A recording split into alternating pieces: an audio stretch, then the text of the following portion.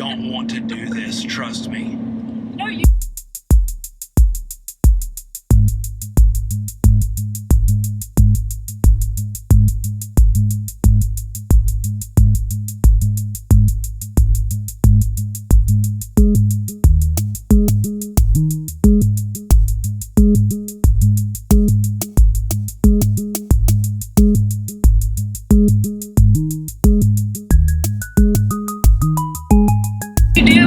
It really was amazing. It was just kind of a feat to be able to say I've done it. A feat is when you shoot somebody out of a cannon in a circus.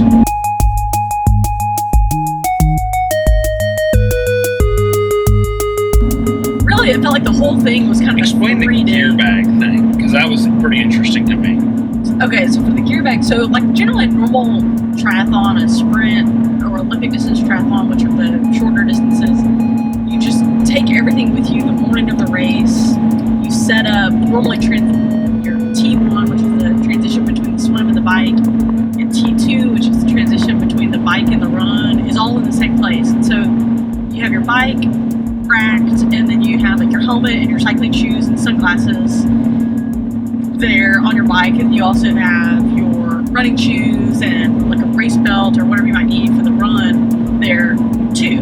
But in the Ironman, the transition is in the same place, but you put all of your bike stuff in your bike gear bag. So helmet, shoes.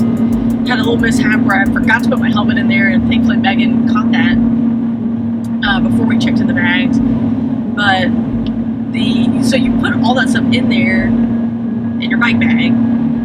So then when you get out of the swim and then you're transitioning to the bike, you go and you grab your bag and you go into a changing tent, and there's volunteers everywhere. That was something that was so neat and really pretty cool, is volunteers helped you do everything. So they opened up the bag, they were handing me my helmet, sunglasses, cycling shoes. They're saying, do you need water? Can we get you sunscreen? So that is very different from a normal triathlon, because you've got someone helping you through all that.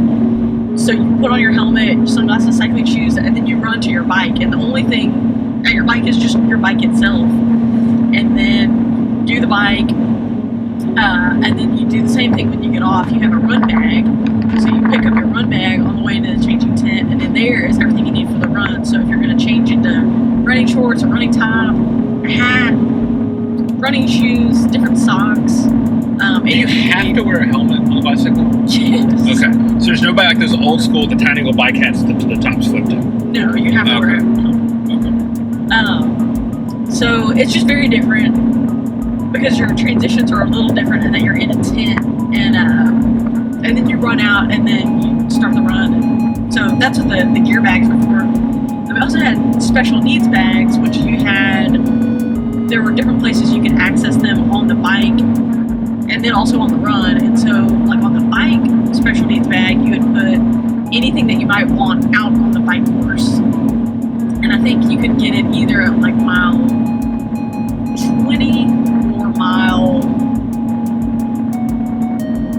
60 something. So Megan and I opted to get it about mile 60, but in there you put food, chapstick, socks, sunglasses, kind of different things you might need. Probably already wearing sunglasses, and then on the run, same thing. You can put in there, a new pair of socks,